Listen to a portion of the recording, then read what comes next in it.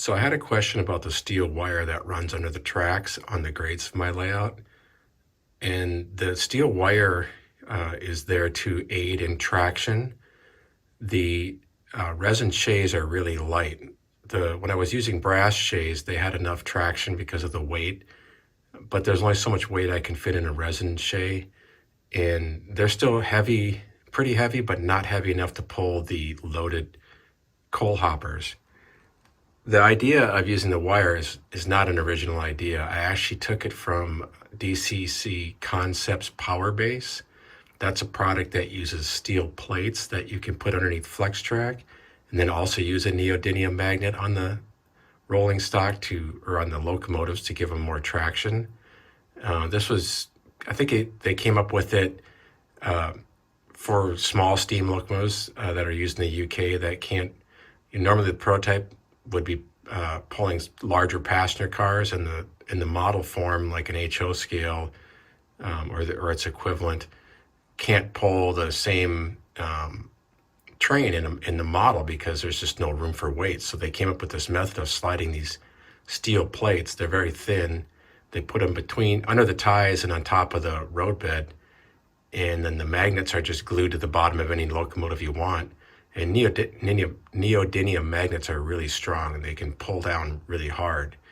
And it just helped them get more traction. Well, I kind of took that idea and modified it because I hand lay my track, so I have to have the spikes be able to go down through the ties, and I couldn't have a steel plate. So I modified it by using this steel wire. Here you can see this is actually steel music wire that's run in a groove, but for most of the layout, it's a fence wire. I get it at a home improvement store. It comes in a very long roll, and it just runs right below the ties.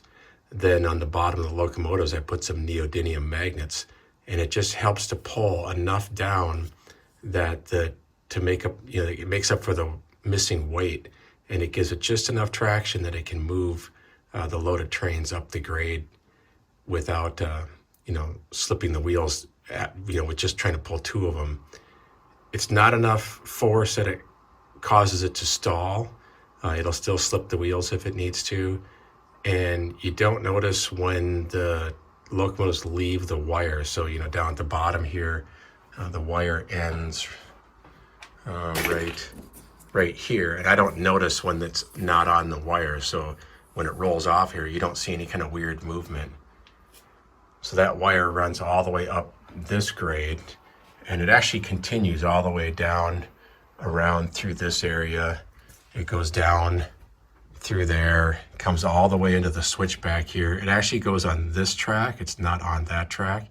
So it comes all the way down.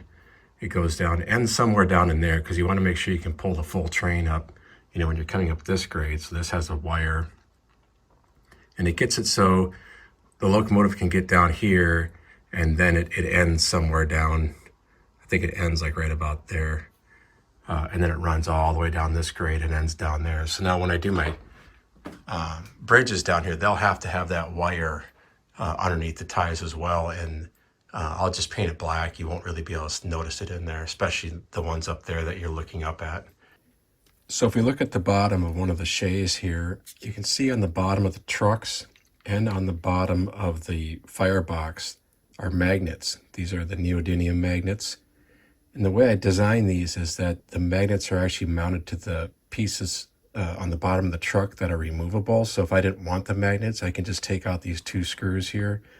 This piece comes out and I can replace it with one that does not have magnets.